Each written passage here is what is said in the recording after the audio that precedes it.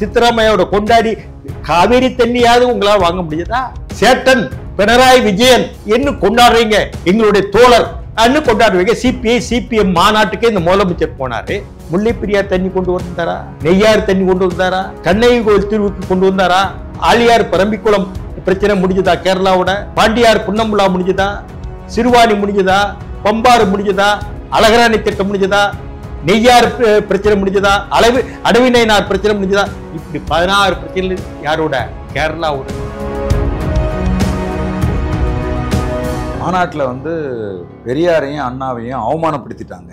பெரியார் அவமானப்படுத்துறது யாரு காங்கிரஸ்காரங்க அவமானப்படுத்தாங்க, பிஜேபி காரங்க அவமானப்படுத்துறாங்களா, இல்ல இப்ப இருக்க தமிழ் தேசியவாதிகள் அவமானப்படுத்துறாங்களா?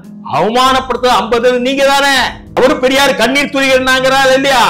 இந்திய எதிர்ப்பு போராட்டத்தில் என்ன சொன்னாரு? இந்த கண்ணீர் துளிவு பயில தேச விரோத சக்தியை உள்ள போடுங்க காங்கிரஸ்காரன் சொல்லலையா? நம்ம அது காது கொடுத்து கேட்க முடியாத பேசுறீங்கல்ல. அவருக்கு திருமணத்தை பத்தி என்னெல்லாம் பேசுறீங்க? இன்னைக்கு பெரியார் உங்களுக்கு போப்பா, இல்ல வாட்டிகன் போப்பா? உங்களுக்கு எங்களை விட நீங்க தான் பெரியார் அதிகம் விமர்சிச்சிருக்கீங்க. பெரியார் மண்ணு, அந்த மண்ணு, இந்த மண்ணு. என்னடா மண்ணு உங்க மண்ணு? ஒரு மண்ணு தான். ஒரு மண்ணா ஏதாவது பிரயோஜனப்படும். இந்த துணி துவைக்கிறதுக்கு உபயோகப்படும். வெள்ளாவி வச்சு என்ன மண்ணு மண்ணு மண்ணுங்கிற என்ன மண்ணு? எல்லாரும் மண்ணு தான் போறான். நான் தெலுங்கு சொல்ற ஆட்சி சேர்ந்தவன். நான் மத்தவங்க மாதிரி எனக்கு தெலுங்கு தெரியாது, என் வீட்டுல தெலுங்கு பேச மாட்டாங்க, நான் தமிழ் தான் பேசுவேன் அன்னு ஏமாத்தப்பட்டேன். நான் தமிழ் தேசியவாதி தான். நான் மறைக்கல. இந்த புண்ணோட்டத்துல பல மாதிரி திமுக போனா குல்டி கில்டி, நான் குல்டின்னு சொல்றேன். கருவின் குற்றம் ஏன் குற்றம் பிறந்திருக்கு அந்த குடும்பத்துல. இப்ப இந்த தேர்தலில் திமுகவினுடைய நிலை என்னவா இருக்கும்? திமுக நிலை வீட்டுக்கு போகணும். அவங்க வீட்டுல போய் நல்லா சாப்பிட்டு இல்ல, அது நீங்க செஞ்சிருவீங்கன்னு நம்புறீங்களா ஐயா? எல்லாம் நம்பிக்கை.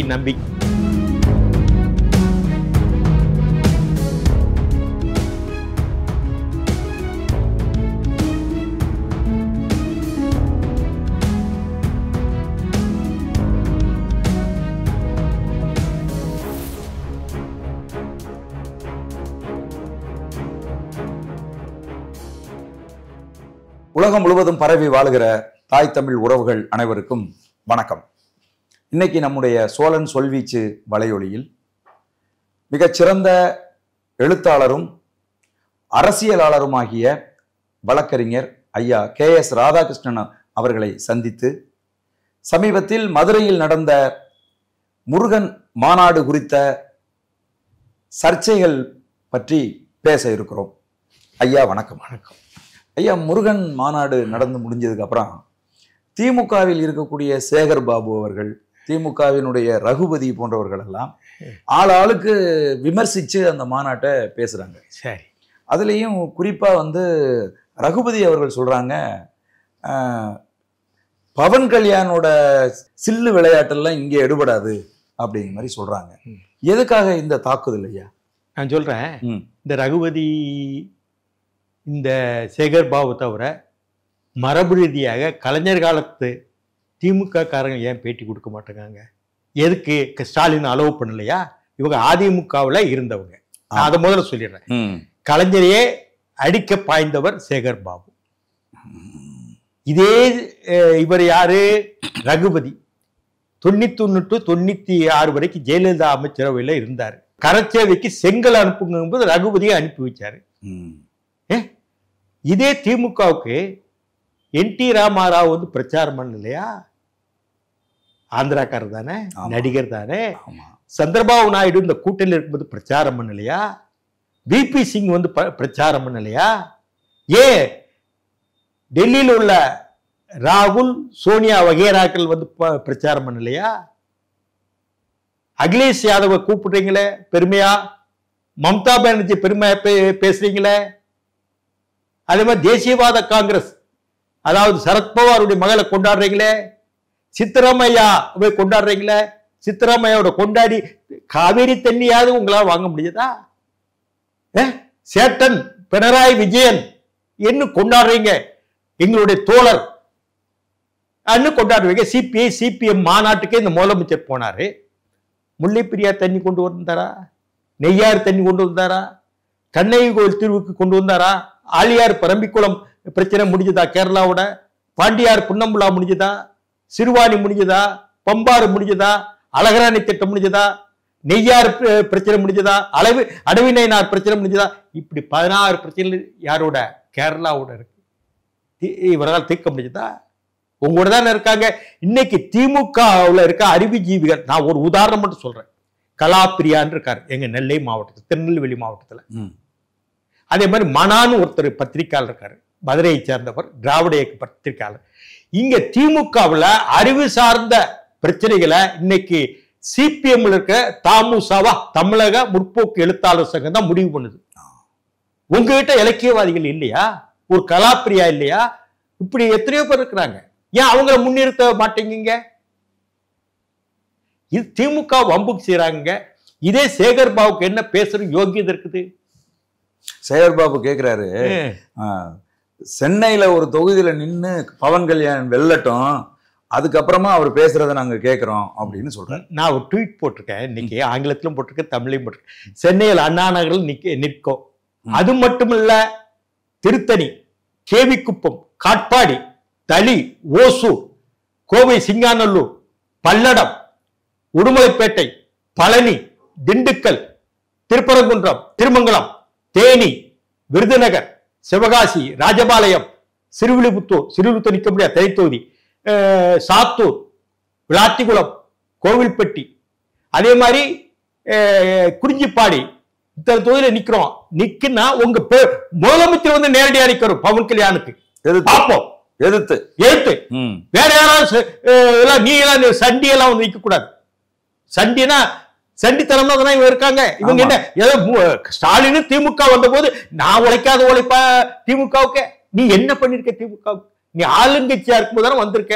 எதிர்கட்சியா இருக்கும்போது ஏதாவது பண்ணிருக்கியா சொல்லு. எங்க மாதிரி எதிர்கட்சியா இருக்கும்போது கலைஞர் மேல முள்ளிவாய்க்கால் பிரச்சனைகள் குற்றச்சாட்டு எழுதும் போது அது தொடச்சது யாரு? நான் தானே. டெசோ மாநாடு. ஆமா, இதே முதலமைச்சர் அன்னைக்கு ஐநா சபைக்கு போவதற்கும் பிரிட்டிஷ் பார்லிமெண்ட்ல பேச வச்சதுக்கு யாரு காரணம்? நீங்க ஜெயலலிதா வழக்க, உங்க தலைவி ஜெயலலிதா வழக்க நீங்க மாத்துனீங்களா? நான் தானே மாத்துனேன். கலைஞர் நீங்க அன்னைக்கு அதிமுக இருக்கிறீங்க. கலைஞர் நள்ளிரவுல கைது பண்ணது ஜெயலலிதா.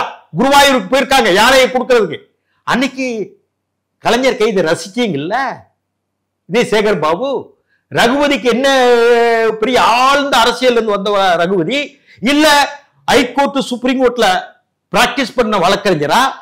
என்ன சூழ்நிலை ஜெயலலிதா கொடுத்தாங்க அன்றைக்கு 91ல? ஆரம் வீரப்பன் தனக்கு சரியாக இல்லை, புதுக்கோட்டையில் திருநாவுக்கரசு நமக்கு சரியாக இல்லை, வேற ஒரு சமுதாயத்துல ஒருத்தரை பாருங்கன்னு சொன்ன நகரத்தார் சொன்னார். ரகுபதினு ஒருத்தர் உங்களுக்கு ஒரு ஜாக்பாட் அடிச்சது, மந்திரி ஆனீங்க. வேற உங்களுக்கு என்ன மெரிட் இருந்தது சொல்லுங்க. உங்களுக்கு கான்ஸ்டிடியூஷன் ஏதாவது தெரியுமா? அரசியல் சட்டம் தெரியுமா? ஏன் திமுகவில் இவங்க 2 பேர் தான் பத்திரிகையாளர் சந்திச்சு கருத்து சொல்றதா? நேரு இல்லையா? பொன்முடி இல்லையா? துரைமுருகன் இல்லையா? டிஆர் பால் இல்லையா? அந்த கட்சியிலே இருந்து கலைஞர் காலத்துல இருந்து வந்தவங்க அவங்கள பதில் சொல்ல, அவங்களுக்கு கேட்க வேண்டியதானே? அவங்கள போய் பதில் சொல்லுங்க, கேளுங்க, கேள்வி கேளுங்க, பத்திரிகையாளர் மீட் பண்ணுங்கன்னு சொல்ல வேண்டியதானே? ஏன் இந்த ஸ்டாலினுக்கால விருப்பம் இல்ல? அதிமுக வந்த மந்திரிங்க மட்டும் பஞ்சாயத்து பண்றா என்ன அர்த்தம்? இவங்களுக்கு என்ன யோகியம் இருக்கு பேசுறதுக்கு? வெக்கமா இல்லையா? கலைஞர் கைது செய்யும் போது நீங்க ஏதாவது பக்கத்துல இருந்தீங்களா? இல்ல முள்ளிவாய்க்கால் முற்றத்துல எல்லாரும் கலைஞரை கடுமையாக விமர்சித்த பொழுது நீ பக்கத்துல இருந்தீங்களா? ஏதாவது சொல்லுங்க.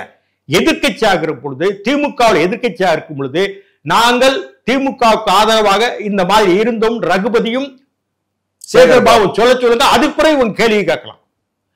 நாங்க தயார், சேலஞ்சை நாங்க எடுத்துக்கிறோம். எங்களை பொறுத்தவரையிலும் பவன் கல்யாண் என்னால் உங்களுடைய முதலமைச்சர் நிற்க வேண்டும். 60 தொகுதிகள் சொல்லியுள்ள நான் என் ட்வீட்ல. இன்னும் பல தொகுதிகள் உள்ள எல்லாம் சொல்ல முடியாது. எந்த தொகுதியில? ஆமா, இன்னும் பல தொகுதியில் இருக்குன்னு சொல்லலாம். புரியுது. கலைஞர் இப்போ அவர் கலைஞர் காலத்துல அது சேலஞ்ச் எடுத்துக்கிடுவாரு. ஸ்டாலினுக்கு அந்த சேலஞ்ச் எடுத்துக்கிட மாட்டார். ஆர்எஸ் பாரதி சொல்றாரு, அந்த மாநாட்டில் பெரியாரையும் அண்ணாவையும் அவமானப்படுத்திட்டாங்க அப்படின்னு சொல்றாரு. பெரியார் அவமானப்படுத்துறது யாரு காங்கிரஸ்காரங்க அவமானப்படுத்தாங்க, பிஜேபி காரங்க அவமானப்படுத்துறாங்களா, இல்ல இப்ப இருக்க தமிழ் தேசியவாதிகளை அவமானப்படுத்துறாங்களா? அவமானப்படுத்துறது 50 நீங்க தானே. அவரும் பெரியார் கண்ணீர் துளிகிறாங்கிறார் இல்லையா? இந்திய எதிர்ப்பு போராட்டத்தில் என்ன சொன்னாரு? இந்த கண்ணீர் துளிவு பயில தேச விரோத சக்தியை உள்ள போடுங்க காங்கிரஸ்காரன் சொல்லலையா? 67 ஜெயிச்சீங்க, அது பிரகாரம் உங்களுக்கு அவருக்கு பேச்சுவார்த்தை இருந்தது. அதுபடி பெரியார் சொன்ன விஷயங்கள் என்ன? பெரியாருக்கு நீங்க பதில் சொன்ன முரசொலியில சொன்ன பதில் என்ன? பெரியாரை பார்த்து எவ்வளவுலாம் இன்னைக்கு கார்ட்டூன் வருது இணையத்துல, நம்ம அது காது கொடுத்து கேட்க முடியாத பேசுறீங்கல்ல. அவருக்கு திருமணத்தை பத்தி என்னெல்லாம் பேசுறீங்க? இன்னைக்கு பெரியார் வந்து உங்களுக்கு வந்து போப்பா இல்ல வாட்டிகன் போப்பா? உங்களுக்கு எங்களை விட நீங்க தான் பெரியார் அதிகம் விமர்சிச்சிருக்கீங்க, புரியுதா? ஆமா. எதுக்கு வந்து இந்த முருக மாநாடு நடத்தின உடனே அவங்களும் ஒரு மாநாடு நடத்தியிருக்காங்க, நீங்களும் ஒரு மாநாடு வந்து இப்ப இன்னைக்கு நடத்திருக்கீங்க, எதுக்கு திமுக ஒட்டு மொத்தமா பயப்படுறாங்க? அவங்க பள்ளியில கட்சிக்காரங்க பஸ் அனுப்பி கட்சிக்காரங்க திட்டிட்டு ஒரு 1000 பேர் 10,000 5000 பேர் திரண்டாங்க. அவங்களால ஒண்ணும் செய்ய முடியல. அதான் இந்த ஹிந்து ஓட்டுக்களை வாங்கணுங்கிறது அந்த சேகர் பாபு துடிச்சிட்டு இருக்காப்ல. அதை பண்ண இதை பண்ண அறநிலையத்துள்ள அத கும்பாபிஷேகம் இங்க அது இதுன்னு துடிச்சு திரிஞ்சிராப்ல. என்ன இதே சேகர் பாபு பச்சை வேஷ்டியை கட்டிட்டு இருக்கும் போது யாரு உதயநிதி ஸ்டாலின் கம்யூனிஸ்ட் கட்சியுடைய மேடையில் இருந்துட்டு சனாதானத்தை திட்டினாப்ல. இவர் கோவிலுக்கு போற வேஷ்டி கட்டிருக்காரு, பச்சை வேஷ்டியோ ஏதோ ஒரு காவி வேஷ்டியோ இல்லையா? இவரை வச்சுட்டார சனாதானத்தை உதயநிதி பேசுறாரு. கம்யூனிஸ்டுகள் சனாதன ஒழிப்பு மாநாடு காமராஜர் அரங்கத்தில் நடத்துறாங்க இல்லையா? ஆமா, உதயநிதி தானே பேசுறாரு. அப்போ நீ அறநிலைத்துறை அமைச்சர், அறநிலைத்துறை அமைச்சருக்கு போகலாமா? அந்த மேடையில் இருக்கலாமா? இந்த பேசும்போது கேட்கிறேன், இந்த கேள்வி கேட்கிறேன். அறநிலைத்துறை அமைச்சர் நான் சொல்ல திமுக அறநிலைத்துறை அமைச்சராக இருந்தவர்கள் நான் சொல்றேன். KBK முருக பக்தியாளர், அதே மாதிரி பள்ளிவேல் ராஜன் அறநிலைத்துறை அமைச்சர், அவர் பழனி கோவிலுக்கு ரொம்ப பக்தர் முருகனுக்கு, அதே மாதிரி மீனாட்சி கோவிலுக்கு பக்தர். அவங்க அப்பா PT ராஜன் நீதி கட்சியில் இருந்தாலும் கடவுள் மறுப்பு கொள்கையில் அவர் இல்லை, கோவில்கள் போனது உண்டு இல்லையா? இப்போ இந்த அறநிலையத்துறை ரெண்டு கட்ட நிலையில இருக்கான். நீங்க KBK இருந்தார் 89ல. ஆமா, அது பிறகு இவர் வந்தார், யாரு நம்ம பழனிவேல் ராஜன். இந்த மாதிரி இந்த ஆன்மீகம் சனாதானத்தை பற்றி பேசுற கூட்டங்க, இழிவா பேசுற கூட்டங்க அவங்க அட்டன் பண்ணி இருக்காங்களா? இல்லையே. இல்ல. இந்த அறநிலைத்துறை அமைச்சர் நீங்களே தேவாரம் திருவாசகங்களை பதிகங்களை பதிப்பிக்கிறீங்க, அதே மாதிரி திவ்ய பிரபந்த பாசனங்களை பதிப்பிச்சுட்டு அறநிலைத்துறை சார்பில் பதிப்பிக்கிறீங்க, எல்லாமே பிரச்சார வேலையும் நடக்கிறீங்க, இந்து தர்மம்னு சொல்றீங்க. ஆனா இன்னொரு பக்கம் சனாதானம் திட்டும் போது கைத்தட்டைகளை மேடையில் உட்காந்து உனக்கு என்ன யோக்கியது இருக்குது? ரெண்டு கட்ட அறையில தான் இருக்க சேகர் பாபு. நீ அறநிலைத்துறை அமைச்சரா இல்ல திமுக ஒரு பிரஜை உறுப்பினர் மாதிரி சனாதானத்தை எதிர்க்கிறோம், பெரியார் கொள்கையை சொல்கிறோம், நீங்க தான் பெரியாரை எடுத்து மற்றவங்களோட நீங்க தான் பெரியாரை எடுத்திருக்கீங்க. பெரியாரை சிறுமப்படுத்த உங்களை விட யாரும் சிறுமப்படுத்தல. இப்ப நாம் தமிழர் இயக்கத்தை பெரியாரை சிறுமப்படுத்துறாங்க சொல்றாங்க, அவங்களோட மோசமா சிறுமப்படுத்த நீங்க தான். நீங்க என்ன பெரியார பேசுறதுக்கு உங்களுக்கு புத்தி இருக்கு? பெரியார் மண்ணு, அந்த மண்ணு, இந்த மண்ணு, என்னடா மண்ணு உங்க மண்ணு? ஒரு மண்ணு தான். ஒரு மண்ணுனா ஏதாவது பிரயோஜனப்படும், இந்த துணி துவைக்கிறதுக்கு உபயோகப்படும் வெள்ளாவி வச்சு. என்ன மண்ணு மண்ணு மண்ணுங்கிற என்ன மண்ணு? எல்லாரும் மண்ணு தான் போறான். இப்ப இவங்க திமுகவினுடைய ஒரு நிகழ்ச்சி அப்படின்னு சொன்னா ராஜ்நாத் சிங்கை கூப்பிடுறாங்க, ராகுல் காந்தியை வந்து கூப்பிடுறாங்க. இப்படி வந்து வடமாநிலங்கள் கலைஞர் நாணயம் வெளியிடுறதுக்கு ராஜ்நாத் சிங் வேணும். ஆமா, அந்த கலைஞர் சிலையை திறக்கிறதுக்கு வெங்கைய நாயுடு வேணும். ஆமா, என்ன அர்த்தத்தில் பேச? நீங்க மட்டும் ராகுல் காந்தி பச்சை தமிழரா? இவர் வந்து பவன் கல்யாண் இங்க 20 வருஷமா இருக்கிறார், சென்னையில் இருந்தார். கிட்டத்தட்ட அவர் அங்க குடியேறி போனது என்னுடைய நினைவு 2001. 85 வரைக்கும் NT ராமாராவோ, நாகேஸ்வர் ராவோ, சிரஞ்சீவியோ இல்ல ஜமுனாவோ இவங்கெல்லாம் ஆந்திரா நடிகர் சென்னையில தான் இருந்தாங்க. இப்பவும் அவங்களுக்கு எல்லாம் சென்னையில வீடு இருக்கு. 85 பிறகு அங்க வந்து அங்க ஸ்டுடியோக்கள் கட்டினாங்க, திரைப்பட ஸ்டுடியோ. அதுக்கு பிறகுதான் இங்க இருந்து ராமநாயுடு ஸ்டுடியோ பிறகுதான் போறாங்க. 85 பிறகு அது பவன் கல்யாண் 2001 அண்ணா நகர் தியாகராய நகர்ல இருந்தவர். அவர் தமிழ் பேச தெரியும். நேற்று எழுதி கொடுத்தது பேசுறாரா இல்லையா? தமிழ் கொஞ்சம் ஸ்லாங் வித்தியாசப்படுது. இடையில ஒரு 20 வருஷம் தமிழ் பேசாம விட்டார் இல்லையா? ஆமா, அப்படியே படிச்சு பேசுறாரு இல்லையா? எழுதி கொடுத்தது தமிழ்ல எழுதி கொடுத்து படிக்க பேசுறாரு இல்லையா? திருக்குறள் அவர் படிப்பார், தினமும் படிக்கிறார். இல்லைங்க, இப்ப நான் என்ன கேக்குறேன், ராஜ்நாத் சிங் வரும்போது, வெங்கையா நாயுடு வரும்போது ஏற்படாத பயம் பவன் கல்யாண் வரும்போது திமுகவுக்கு ஏன் ஏற்படுது? ஒண்ணு கவனிச்சுக்கிறீங்க, தொடர்ந்து நான் யூடியூப்ல சொல்லிட்டு வரேன், இது அவங்க கவனத்துக்கு போயிடுச்சு. என்னை பொறுத்தவரை சாமானியன் இடத்துக்கு வெளியே போட்டாங்க இல்லையா, இன்றைக்கு அரசியலுங்க, நீங்க தப்பா நினைக்கிறீங்க, ஜாதியும் பணம் தாங்க. நான் என்னை எந்த ஒரு முகாந்தரம்னா இடைக்காலமா நீக்கினாங்க. நான் 2 வருஷம் அமைதியா தரேன். அவங்க கிட்ட போய் காலில் விழுந்து திரும்ப என்னை சேருங்கன்னு பல பேர் அப்படி சேர்ந்திருக்காங்க. அப்படியே சேர விரும்பல. இன்னைக்கும் திமுக அயோக்கியத்தனம் எனக்கு பண்ணதுன்னு என்னால் சொல்ல முடியும், நிரூபிக்க முடியும். இப்படியான சொல்ல ரொம்ப நாள் வேலை பார்த்து பவன் கல்யாண்கிட்ட பேசு, நீ தமிழ்நாட்டுக்கு வாயா, தமிழ்நாட்டுக்கு வந்தா நல்லா இருக்கும், ஒரு ஒரு ஒரு இதை மிராக்கிள் பண்ணலாம், பிஜேபி அதிமுக அந்த கூட்டணியில் மிராக்கிள் பண்ணலாம் அன்னு நயனியார் ஆகியதுன்னு கடைசி ட்ரிப் கூட்டு போனவங்களுக்கு தெரியும். இந்த மாநாடு காலேஜ் நான் தான் கூட்டு போனேன். அதுக்கு முன்னாடி 4-5 தடவை அவர் சந்திச்சு பேசியிருக்கிறேன், சென்னையிலும் சந்திச்சு பேசியிருக்கேன். நான் என்ன சொன்னேன்னா, தப்பு இல்லை, நான் தெலுங்கு சமுதாயத்தை சேர்ந்தவன், நான் மற்றவங்க மாதிரி எனக்கு தெலுங்கு தெரியாது, என் வீட்டில் தெலுங்கு பேச மாட்டாங்க, நான் தமிழ் தான் பேசுவேன் அன்னு ஏமாற்றப்பட்டேன். நான் தமிழ் தேசியவாதி தான். ஈழத்தமிழர் பிரச்சனையோ, தமிழ்நாட்டு உரிமைகளோ, கச்சத்தீவோ, நதிநீர் பிரச்சனையோ, சேது சமுத்திர திட்டமோ, அதே மாதிரி பல்வேறு கூடங்குளமோ, கிட்டத்தட்ட கண்ணகி கோவிலோ 20 வழக்குகள் தமிழ்நாட்டின் உரிமைகளுக்காக உச்சநீதிமன்றம் வரை போராடி இருக்கேன். அன்றைக்கு இந்த மாதிரி 10 விமானங்கள் கிடையாது, 2 விமானம் தான் விட்டா. அப்படி அந்த காலத்துல 83ல இருந்து போராடி இருக்கேன் சுற்றுச்சூழல். அப்படி இருந்து கூட நான் தெலுங்கு பேசுகின்ற தமிழர், நான் மறைக்கல. கேள்வி கேட்பீங்க, நானே ஒத்துக்கிட்டா நாளை என்ன கிண்டல் பண்ண வேண்டியீங்கல்ல. இந்த புண்ணோட்டத்துல பல மாதிரி திமுக எனக்கு போனா குல்டி கில்ட்டின்னு, நான் குல்ட்டின்னு சொன்னது கிடையாது. நான் தெலுங்கு பேசுற குடும்பத்துல, அது ஏன் கருவின் குற்றம், ஏன் குற்றம் இல்லை, பிறந்திருக்க அந்த குடும்பத்துல அப்படியே வளர்ந்து வந்தேன், அதே கலாச்சாரத்தை வளர்ந்து வந்தேன். எனக்கு ஆந்திராவில் எங்க இருக்குன்னு தெரியாது. எங்க பூர்வீக அந்த ஒரு 6-7 தலைமுறைக்கு முன்னாடி அங்க ஆந்திராவில் 8-10 தலைமுறைக்கு அது எந்த ஊர்னே எனக்கு தெரியாது. நான் ஆந்திராவுக்கு வரி கட்டல, என்னுடைய நிலங்கள்லாம் தமிழ்நாட்டில் இருக்கு, தமிழ்நாட்டுக்காக தான் பாடுபடுறேன், ஆந்திராவுக்காக பாடுபடல. நான் பவன் கல்யாண் சொன்னேன், இந்த பாருங்க, தமிழ்நாட்டில் 20% தெலுங்கு பேசுகிற மொழி பேசுகின்ற சிறுபான்மை மொழி சமுதாயம் இருக்கின்றது. திமுகவுக்கு அந்த வாக்குகள் செல்கின்றன, அதை தடுக்க வேண்டும். இந்த 20% வாக்குகள் நல்லா கவனிங்க. அவர் சொல்லும்போது சிறுபான்மை மதம் கிறிஸ்துவம் இஸ்லாமை விட அதிகமான ஓட்டு இருக்குது. அவங்க 2 பேரும் சேர்ந்தா தான் இவ்வளவு வரும், அவங்கள விட அதிகமான ஓட்டு. அதே மாதிரி விஜய் கூட 8-12% வாக்கு இருக்குன்னு சொல்றாங்க. அந்த வாக்கை விட அது கூடுதலா இருக்குது. நீங்க வாங்க, நீங்க திமுகவுக்கு ஒரு பாடம் கற்பிக்கணும்னு நினைக்கிறேன். நான் என்ன ஈஸியா நினைச்சாங்கல்ல, இவங்களுக்கு வயிற்று வலி கால் வலி வரும்போது எங்க கேஎஸ்ஆர், எங்க கேஎஸ்ஆர் என்ன அவசரம் உறுதியாக தேடுவாங்க இல்லையா. ஈழ பிரச்சனையோ வேற பிரச்சனையோ, போலீஸ்காரர்கள் பிரச்சனையோ, அந்த ஜெயலலிதா வழக்கு தேடுவாங்க இல்லையா. அப்பதான் RS பாரதி, சேகர் பாபு, துரைமுருகன், பொன்முடி, நேரு எல்லாம் இருக்க மாட்டாங்க, TR பாலா இருக்க மாட்டாங்க. நான் ஒரே ஆளுதான், என்னைத்தான் தேடுவாங்க. எப்படி ஏதாவது உன்னாட்டை ஊர்தி மாதிரி தேடுவாங்க. ஆனால் இவங்க வசதியா உட்கார்ந்துட்டா என்னை யாருன்னே தெரியாது. அதான் திமுக. நான் எதிர்கட்சியா இருக்கும்போதுதான் திமுகவில் இருந்தேன். நான் பழிவாங்குள்ள சாமானியன. மதிமுகவை உருவாக்குறது நானும் பொன்முத்துராமலிங்கம் மட்டுமே. என்ன சொல்றா, வைகோவின் மனசாட்சிக்கு தெரியும். அதே பொன்முத்துராமலிங்கத்து இப்ப கஷ்டப்படுறாரு, நானும் வெளியே இருந்து கஷ்டப்படுறேன். அதுக்கு பிறகுதான் செஞ்சி ராமச்சந்திரன், எல் கணேசன், கண்ணப்பெல்லாம் வந்தாங்க. அவங்களுக்கு MP மந்திரின்னு யாராக்கோ கொடுத்துட்டு போயிட்டாங்க. ஆனா அடிப்படையில அந்த புரிய வைத்தவர்கள் மதுரையில்.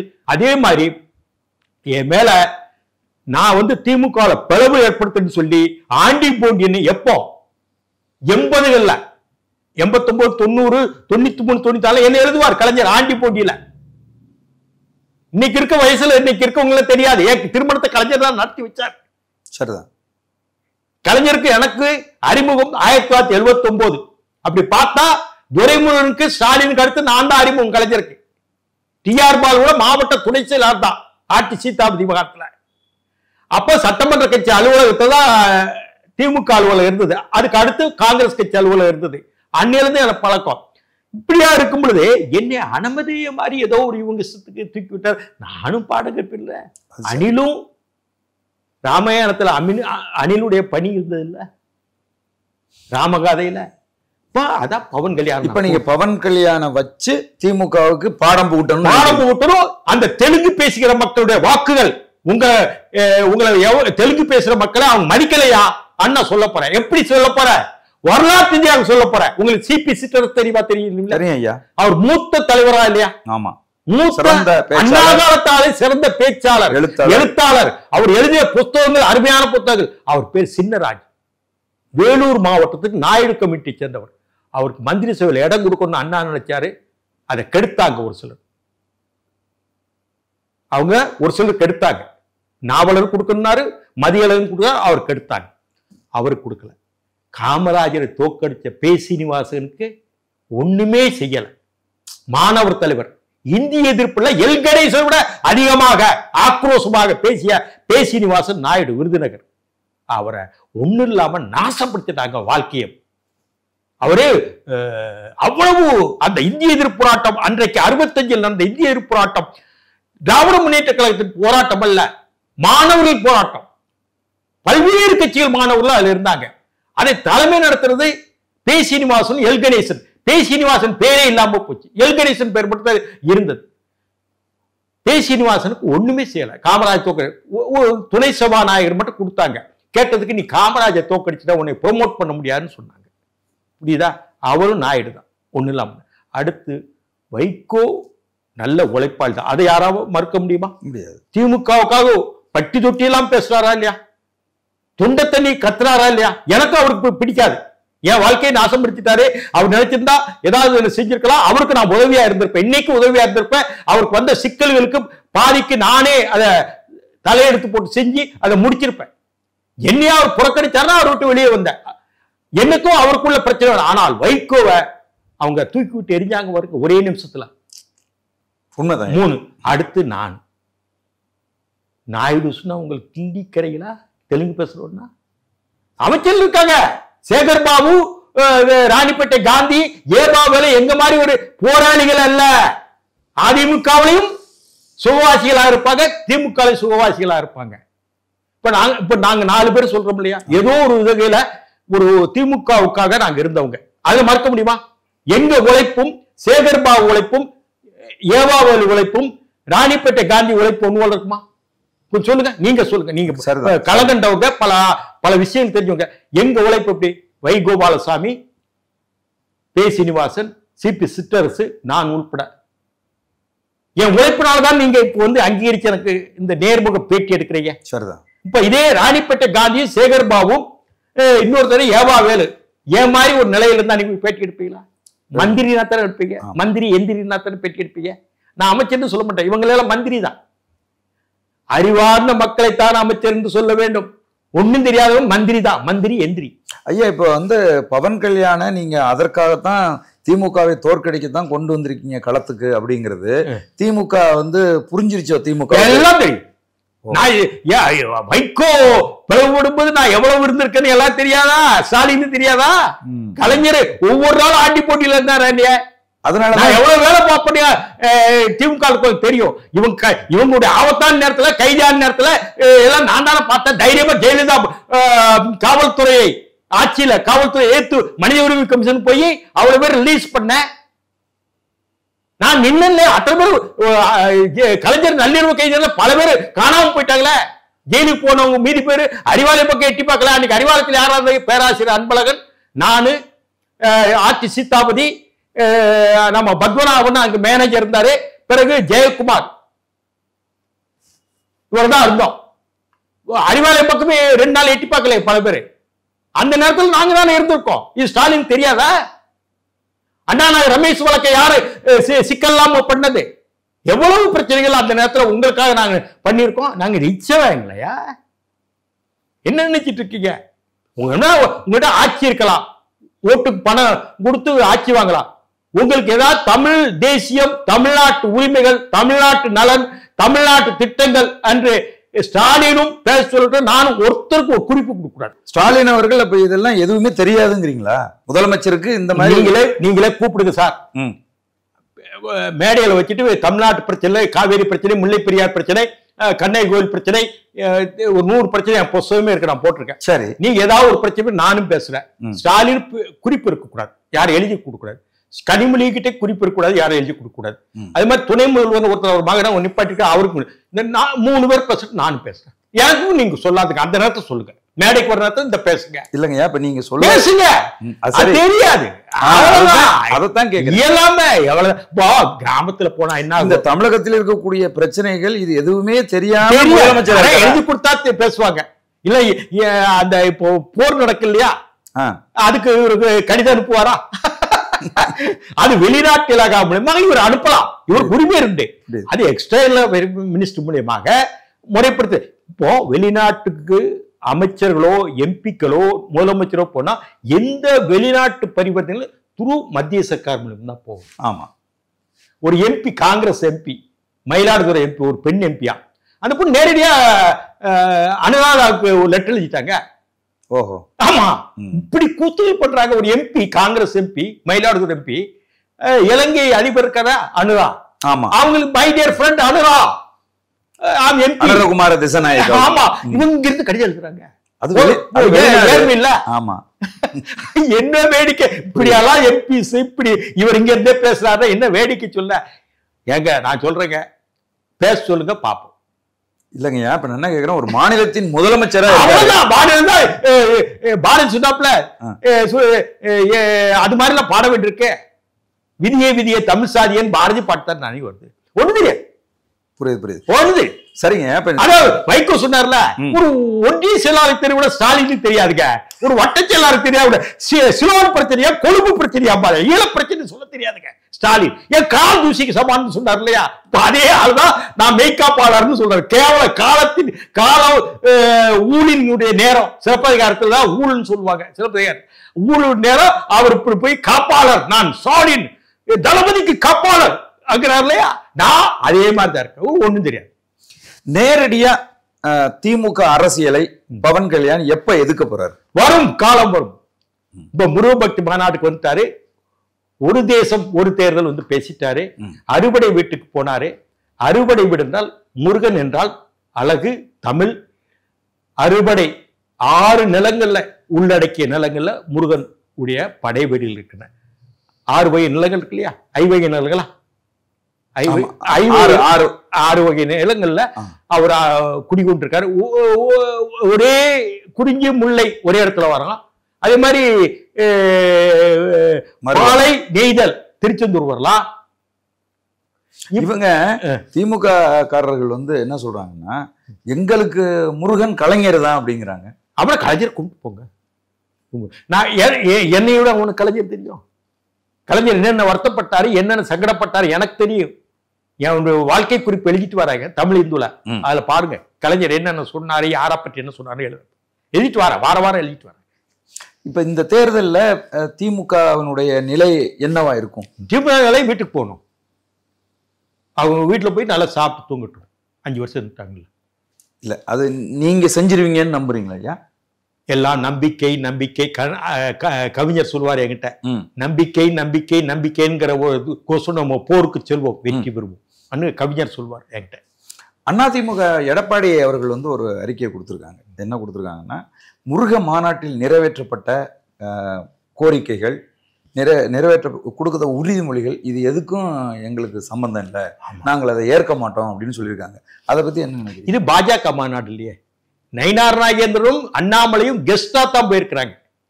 சரி, இந்து முன்னணி மாநாடு தான். பாஜக மாநாடு தாமரை பாஜக கொடிகள் எங்கும் இல்லை. நான் சொல்றேன் இன்னொன்னு பாருங்க, திமுகவுக்கு எப்படி பதட்டம் இருப்புனா, மதுரை முழுவதும் அந்த இந்து முன்னணி கொடி கட்டியிருக்காங்க. அந்த கொடிக்கு பக்கத்திலேயே திமுகவுக்கு நிகழ்ச்சியே இல்லை. ஏன் அவங்க கொடி கட்டினாங்க? பதட்டம், பயம். கொடி கட்ட வேண்டிய காரணமே கிடையாது. மதுரை எங்கெங்க அத இந்து முன்னணி கொடி கட்டிருக்காங்களோ, பத்திரிகையில அதான் கேள்வி எழுப்புது. அங்கெங்க அப்புறம் பதட்டம். இல்ல சேகர் பாபு சொல்வாரா, அப்ப நான் ட்வீட் போட்டு பதில் சொன்னாரா, தயார் எங்களுடைய நான் 60 தொகுதி சொல்லியிருக்கேன், இந்த 60 தொகுதி எங்கேயாவது சீஃப் மினிஸ்டர் பவன் கல்யாணம் கூட்டு நிக்க வைக்கிறேன், போட்டி நடக்கட்டும், we take challenge சொல்லியிருக்கேன். பதில் வரலையே. திமுகவினுடைய இந்த பதட்டம் இருக்கு இல்லைங்க, இது வந்து பவன் கல்யாணை பார்த்து மட்டுமா இல்ல அதிமுக பாரதிய ஜனதா கட்சி கூட்டணியை பார்த்தா? கூட்டணி பார்த்து பவன் கல்யாண் ஒரு கணக்கு சொல்றேன். ஒரு கணக்கு நம்ம ஒரு கிராமத்து சொல்லுவாங்க இல்லையா, வாழை எவ்வளவு வெட்டியாச்சுன்னு கரியில் கிராமத்தில் எழுதுவாங்க இல்லையா, அது மாதிரி கணக்கு சொல்றேன். அதிமுகவுக்கு வாக்கு வங்கி அந்த அம்மா காலத்து அந்த அம்மா இருந்தாங்களே ஜெயலலிதா 44% இருந்தது. சரி, அந்த சதவீதம் வேண்டாம், ஒரு 40 போடுங்க. 40 போட்டீங்களா? போட்டேன். பாரதிய ஜனதா கட்சி அண்ணாமலை காலத்துல 12% அவங்க பெற்றாங்க. அந்த சதவீதம் வேண்டாம், ஒரு 7 போடுங்க. சரி, நான் ரொம்ப குறைச்சு தான் போடுறேன். சரி, 47. கிருஷ்ணசாமின்னு அவங்க கூட இருக்கிறாரு புதிய தமிழகம், அது 1%. சரி, 48. நிச்சயமாக பாட்டாளி மக்கள் கட்சியில அன்புமணி ராமதாஸ் இந்த பக்கம் தான் வராரு, அவருக்கு தான் கட்சி இருக்குது. ஒரு 2% போய்ங்க. நான் அதிகமாலாம் போடுறேன், ரொம்ப குறைச்சு 49, 50. தெலுங்கு பேசுகின்ற மக்களுடைய 20% ஒரு 7 to 8% நாங்கள் எடுக்க வேண்டும் என்று திட்டமிட்டுள்ளோம். 58. அது போக வரவுன்னு இருக்குல்ல, திமுகவுக்கு வரவுன்னு ஒரு ஓட்டு இருக்கு இல்லையா, மத சிறுபான்மை, ஆமா, கிறித்துவம், இஸ்லாம், இதை வந்து நடிகர் விஜய் கொஞ்சம் டிண்ட் பண்ணுவாப்ல. சரி, அதை கொஞ்சம் பிரிப்பாப்ல. ஓகே. தெலுங்கு பேசுற நாயுடு ஓட்டையும் நாங்க கொஞ்சம் டிண்ட் பண்ணுவோம். இந்த சூழ்நிலை திமுகவுக்கு 25% கலைஞர் காலத்துல. இப்போ அவங்களுக்கு கெட்ட பேர் கடுமையா இருக்கு. ஒரு 23 போடுங்க. 23. ஆமா, திருமாவளவனுக்கு அவ்வளவு இருக்கு, அவங்க சிறுத்தைகளுக்கு ஒரு 2%. 27, 28, 25 கலைஞர் காலத்துல கெட்ட பேர் பிறந்திருக்கு. 27 போடுங்க. 27 போடுங்க. அதே மாதிரி 2 கம்யூனிஸ்ட்களும் தலா 1. ஆமா, எவ்வளவு? 29. மதிமுகவுக்கு 65.65 85, 1% குறைவு. 1% வைங்க. எவ்வளவு? 30 வச்சுட்டு என்ன பண்ணுவாங்க அவங்க? கிராஸ் 50 தாண்டிட்டாங்களே. அதான் அது போக கெட்ட பேரு, போதைப் பொருள்கள், நித்தமும் கொலை, பாலியல் பலாத்காரம், மக்கள் விரோத கட்சின்னு அங்கங்க அவங்களே சொல்ல ஆரம்பிச்சிட்டாங்க. இதுக்கு என்ன காரணம் ஐயா? இந்த பாலியல் குற்றச்சாட்டுகள், போதைப் பொருள், இதுக்கு எல்லாத்துக்கும் திறமை இல்லாத அரசாங்கம். இவரே என்ன சொன்னாரு? காவல்துறை பாரபட்சமில்லாமல் என் கவனத்தில், என் கண்ட்ரோலில் இயங்கும். இதில் வந்து நியாயம்தான் முக்கியம், இதுல யாரையும் நான் சட்டம் பண்ண மாட்டேன், உரிய நடவடிக்கை எடுப்பேன் இவர் தானே பேசினாரு.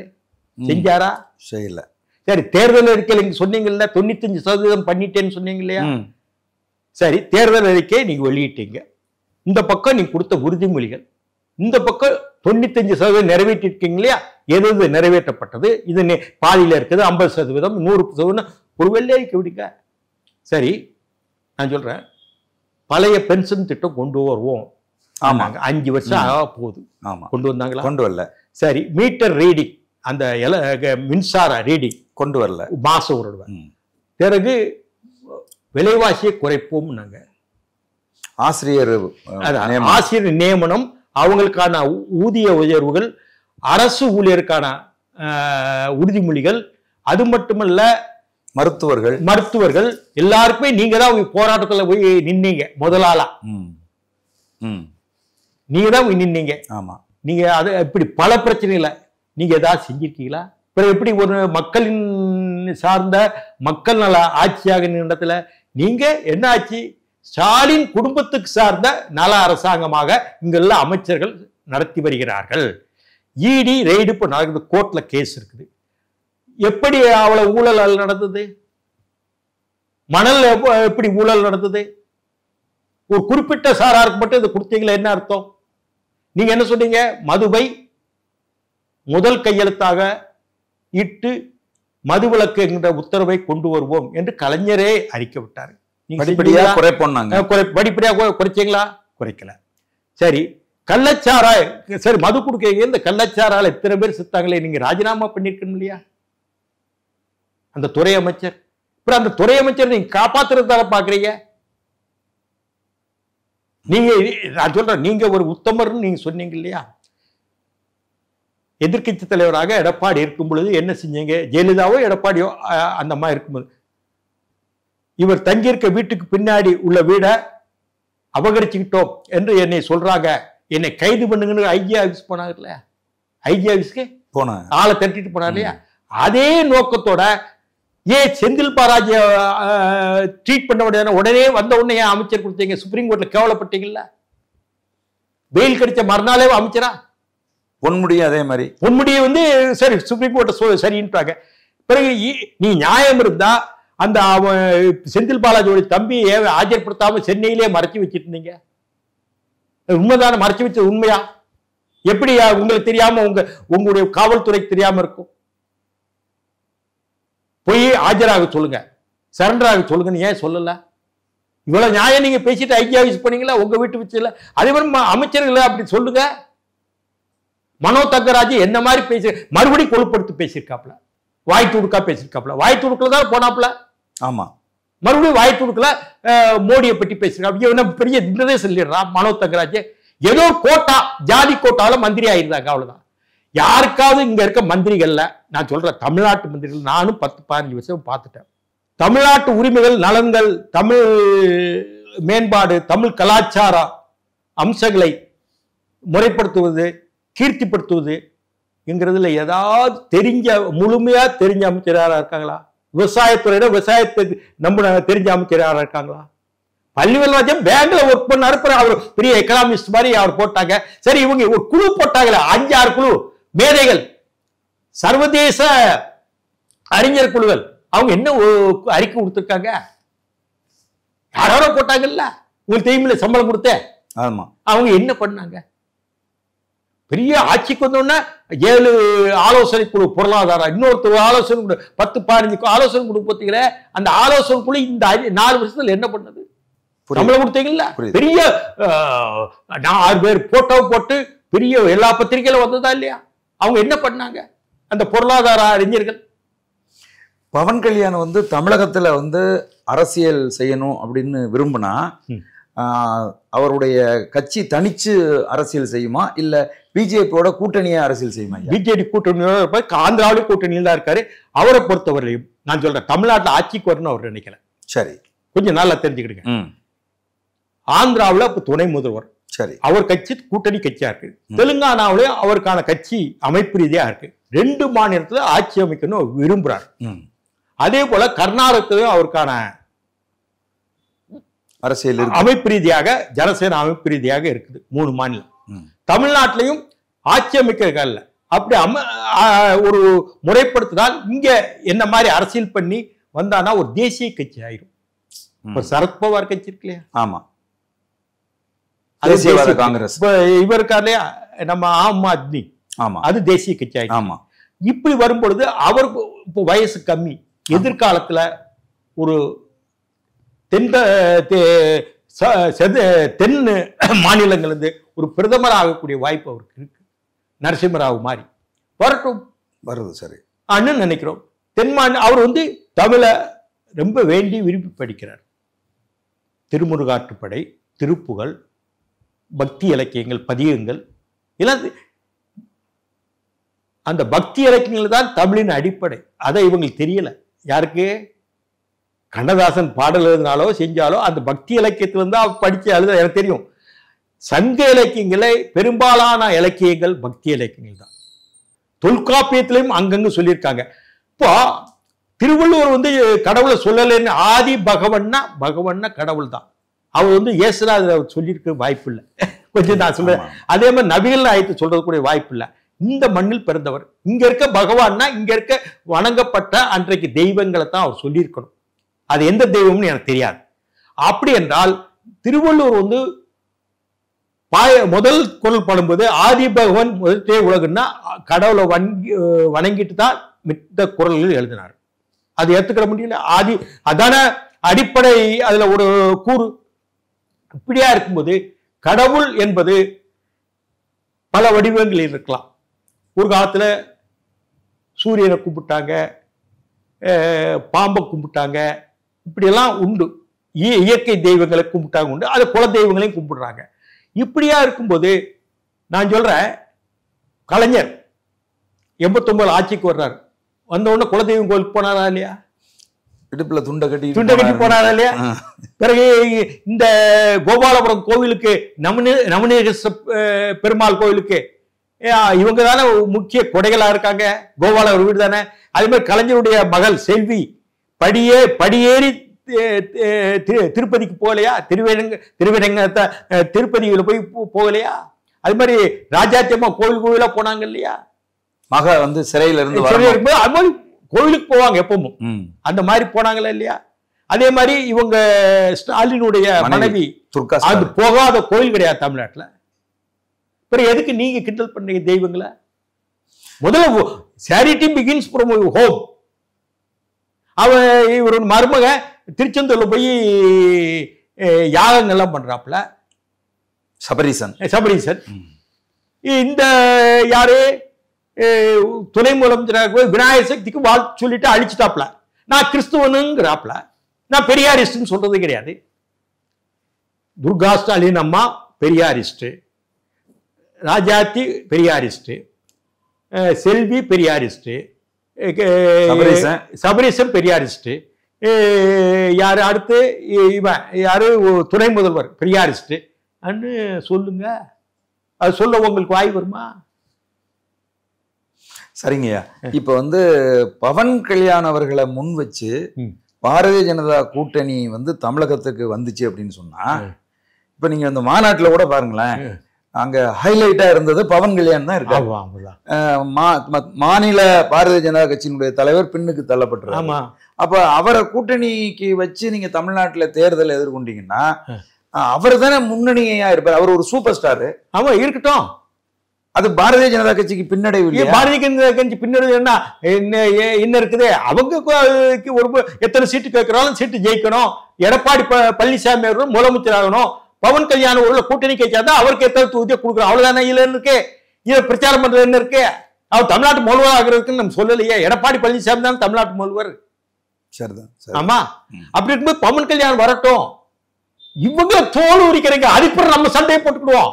தமிழ் தேசியம், இலங்கை தமிழ் பிரச்சனை, தமிழ்நாட்டு உரிமைகள், நம்முடைய சிறுபான்மைகள், வந்தேரிகள் பிரச்சனை பின்னாடி கவனிச்சுக்குவோம். சரி, பவன் கல்யாண் தமிழகத்தினுடைய தமிழர்கள் பிரச்சனையை பேசுவாரா? அதுதான் சொல்ல மறந்துட்டேன். அவர் முதல்ல வந்த உடனே இன்னி இலங்கைக்கு செல்கின்றார் பவன் கல்யாண். ஆமா, விரைவில் செல்கின்றார். அதற்கான வேலைகள் பார்த்து கொண்டிருக்கின்றேன். இலங்கையில் சொல்லும்போது இலங்கை தமிழர்களை சந்திக்கின்றார். இலங்கையில் மலையகத்தில் தமிழர்கள் 80%, மலையாளிகள், கர்நாடகத்தை சேர்ந்தவர்கள், ஆந்திரத்தை சேர்ந்தவர்கள், தெலுங்கர்கள் ஒரு 15% இருக்காங்க மலையகத்துல. அங்க 4 மொழி பேச இருக்காங்க. அவங்களையும் சந்திக்க போறாரு. சரி, அங்க இருக்க மலையக தமிழை சந்திக்க போறாரு. இது சந்திக்க போறாரு. திருகோணமலைக்கும் போறாரு. அது முதல். ஈழத்தமிழ் பிரச்சனையில் குரல் கொடுக்க போறாரு. தமிழக மீனவர் பிரச்சனையில் குரல் கொடுக்க போறாரு. எனக்கு கொடுத்துட்டாரு. உங்களுக்கு அறிக்கை வந்தது பாத்தீங்களா? அறிக்கை வந்தது. அடுத்த தடவை டெல்லிக்கு போகும்போது இந்த பிரச்சனையை அவர் பாரத பிரதமருக்கு அழுத்தம் கொடுப்பாரா? ஆமா, அடுத்த தடவை அறிக்கை விட்டாலே உங்களுக்கு தெரியல. இதுதான் என்னுடைய கருத்து. இதை வந்து இந்திய அரசாங்கம் கவனிக்க வேண்டும் சொல்ற. அடுத்த தடவை டெல்லிக்கு போகும்போது இதை கொடுத்து கடிதம் கொடுக்க போறாரு. சரி, அதற்கு பிறகு கச்சத்தீவை மீட்க வேண்டும். 3.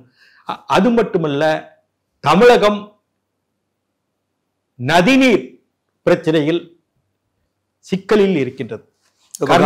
கர்நாடகத்தில் காவிரி தண்ணீர் மட்டுமல்ல, தன்னுடைய மாநில பாலாறு தண்ணீரையும் திறந்து விடுவதற்கு அவர் தன்னுடைய கடமையை செய்வார். அதுக்கடுத்து இங்க இருக்க முட்டாள்களுக்கு பல முட்டாளுக்கு தெரியாது இல்லையா? நீங்க கேட்டீங்க இல்லையா மேடையில் வந்து பேசுறது, கிழக்கு தொடர்ச்சி மலை என்று ஒன்று இருக்குது. எப்படி மேற்கு தொடர்ச்சி மலை கன்னியாகுமரியில இருந்து குஜராத் வரைக்கும் இருக்கோ, நீங்க முதலமைச்சர்கிட்ட போய் கேளுங்க, கிழக்கு தொடர்ச்சி மலை எங்க இருக்குங்க கொஞ்சம் நீங்க சொல்லுங்க. நான் டைரக்டர் கலைஞரும் பேசுறேங்க, கொஞ்சம் கேளுங்க. போன்ல கேளுங்க. கிழக்கு தொடர்ச்சி மலையா? அது எங்க இருக்கு? அம்பாரு. கனிமொழிகிட்ட கேளுங்க, எங்க இருக்கு? துணை முதலமைச்சர் கேளுங்க, எங்க இருக்கு? துரைமுருகன்கிட்ட கேளுங்க, எங்க இருக்கு? பொன்முடிகிட்ட கேளுங்க, எங்க இருக்கு? இந்த சேகர்பாபு கிழக்கு தொடர்ச்சி மலையா? கிழக்கு தான் திசை தெரியும் பாப்பேன். கிழக்கு தொடர்ச்சி மலை என்பது திருநெல்வேலி வல்லநாடில் துவங்கி கழுகுமலை, அழகர்மலை, கொல்லிமலை, கலராயன் மலை, ஜவ்வாது மலை, அப்படியே போய் திருப்பதி ஏழுமலை, அப்படியே போய் விஜயவாடா, ஸ்ரீகாக்குளம் போய் ஒரிசா குறித்து சத்தீஸ்கர், பீகார், மேற்கு வங்க வரைக்கும் போகுது. மலைகள் தொடர்பு இல்லாமல் இருக்குது. இதுதான் கிழக்கு தொடர்ச்சி மலை, ஈஸ்டர்ன் காட். இதுக்கு நான் வழக்கும் போட்டிருக்கேன். ஓஹோ. இந்த வழக்கையும் அவர்கிட்ட சொன்னேன். இந்த 5 பிரச்சனைகளுக்கு நான் தமிழ்நாட்டில் பேசுவேன். கிழக்கு தொடர்ச்சி மலை பாதுகாப்பு என்பது தமிழ்நாடு, ஆந்திர பிரதேசம், அது மட்டுமல்ல ஒரிசா, சத்தீஸ்கர், பீகார், மேற்கு வங்கம், இந்த மாநிலங்களுடைய இந்த சுற்றுச்சூழலை பாதுகாக்கப்பட வேண்டும். இந்த சுற்றுச்சூழலை பாதுகாக்கப்பட்டால் தென்மேற்கு பருவக்காற்று மலைகள் அந்த தாவரங்கள் அசைந்து ஆடும் பொழுது அங்க இருக்க பச்சை பசேல் ஆகும்போது மேகங்கள் கட்டும். அது இயற்கையாக நம்ம சொன்னதான். அது மட்டுமல்ல, நான் உச்சநீதிமன்றம் உங்களுக்கு தெரியும் நதிநீர் வழக்காக 40 வருஷம் 83 போட்டேன். அந்த நதிநீர் இணைக்கப்பட வேண்டும். இப்போது சிந்து நதியை மூடிட்டாங்க, பாகிஸ்தான் போறத, சினாஃபு கினாஃபு எல்லாமே ஜீலம். அந்த சிந்து நதி ராஜஸ்தானுக்கு ஒரு கால்வாய் வெட்டிட்டு அனுப்பணும்னு நினைக்கிறாங்க ஒரு பிரிவு. பிறகு இதே கங்கையோடு சேர்க்கணும்னு நினைக்கிறாங்க. கங்கையோடு சேரும்போது அப்படியே ஒரிசா மகாநதி, ஒரிசாவில் மகாநதி, மகாநதிக்கும் தபதிக்கும் ஒரு நர்மதா தபதிக்கும் ஒரு கனெக்ஷன் கொடுப்பாங்க. அப்படியே வருது தென்னக நதிநீர் இணைப்பு. அது பிறகு இது இமயமலை சார்ந்த வடபுலத்து நதிநீர் இணைப்பு. அப்படியே வந்தால் கோதாவரி, கிருஷ்ணா, பாலாறு, தென்பெண்ணை ஆறு, காவேரி, வைகை, தாமிரபரணி, கன்னியாகுமரி, நெய்யாரோடு இணைக்கப்பட வேண்டும். இதுதான் கங்கை குமரி முனையை தொட வேண்டும். அது நான் வழக்கு போட்டேன். அதுக்கு நான் கையில் எடுப்பேன். இந்த 5 பிரச்சனை தமிழ்நாட்டில் பேச போறேன். அஜெண்டா கொடுத்தாச்சு, அஜெண்டா ரெடி ஆயிட்டு இருக்கு. அவர் பேசுவார். சரிங்க ஐயா. ஐயா இந்த முருக மாநாட்டுக்கு அப்புறமா வந்த அந்த சர்ச்சைகள் குறித்து ரொம்ப விரிவாக பேசுனீங்க. ரொம்ப மகிழ்ச்சி ஐயா. நன்றி, வணக்கம்.